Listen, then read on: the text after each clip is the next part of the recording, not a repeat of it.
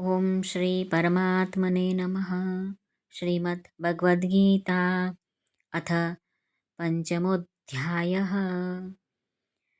श्रीभगवानुवाच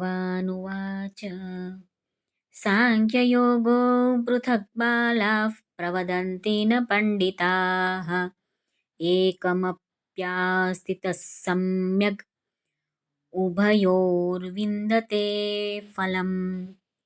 આ શ્લોકમાં આવનારા સંસ્કૃત શબ્દોના અર્થ જાણી લઈએ. સાંખ્ય યોગો એટલે સાંખ્ય યોગ અને કર્મયોગને, પૃથક એટલે કે અલગ અલગ, બાલાહા એટલે બાળક બુદ્ધિના માણસો, પ્રવદંતી એટલે કહે છે, ન પંડિતાહા ડાહ્યા માણસો નહીં, એકમ આ બંનેમાંથી એટલે કે એક સાધનમાં, અપી એટલે પણ, સમ્યક એટલે સમ્યક રીતે, અસ્થિત સ્થિત મનુષ્ય, ઉભયોહો એટલે બંનેના, ફલમ ફળ સ્વરૂપ, વિંદતે પ્રાપ્ત કરી લે છે.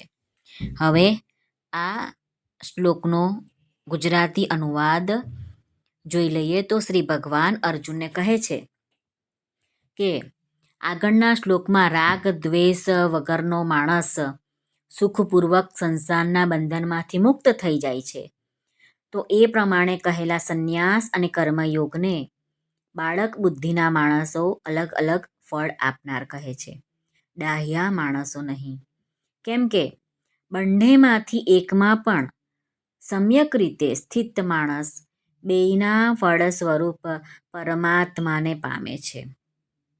આ અધ્યાયના પહેલા શ્લોકમાં અર્જુને કર્મોનો સ્વરૂપથી ત્યાગ કરીને તત્વદર્શી મહાપુરુષની પાસે જઈને જ્ઞાન પ્રાપ્ત કરવાના સાધનને કર્મ સંન્યાસના નામથી ઓળખાવ્યું.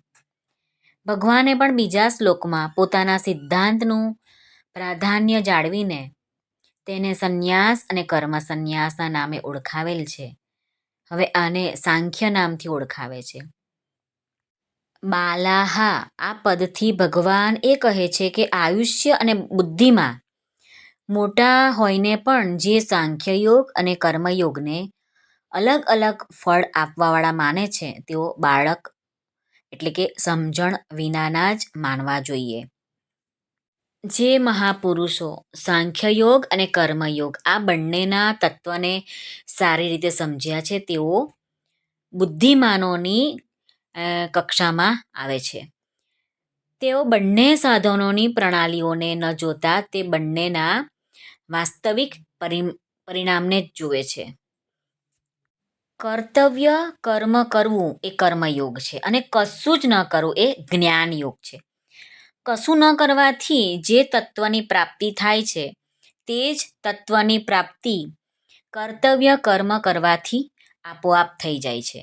કરવું અને ન કરવું એ તો સાધન છે અને તેમનામાંથી જે તત્વની પ્રાપ્તિ થાય છે તે સાધ્ય છે કે ફળ છે અને આ ફળ નાશવાન નથી. આમ શ્રી ભગવાન અર્જુનના માધ્યમથી આપણને કર્મયોગ અને જ્ઞાન યોગ બંને યોગ સરખા જ છે. તમારે જે રસ્તે ચાલવું હોય તે રસ્તે ચાલી શકો છો અને પરમાત્મા તત્વની પ્રાપ્તિ મનુષ્ય અવતારમાં જ શક્ય બને છે. આ રીતે શ્રી ભગવાન આપણને જણાવી રહ્યા છે. આપણે એને જીવનમાં ઉતારવાની જરૂર છે અને પરમાત્મા તત્વને પામી જવાય છે. શ્રી કૃષ્ણ અર્પણમસ્તુ. જો તમને અમારો વિડીયો સારો લાગ્યો હોય તો લાઈક અને શેર કરશો તથા અમારી ચેનલ ધાર્મિક એમાં નવા આવ્યા હોય તો સબસ્ક્રાઈબ જરૂરથી કરશો, જેથી આવનારા દરરોજ નવા શ્લોકના તમારા સુધી વિવેચનો પહોંચી શકે. બધાનો ખૂબ ખૂબ ધન્યવાદ. બધાને ભાવથી જય શ્રી કૃષ્ણ.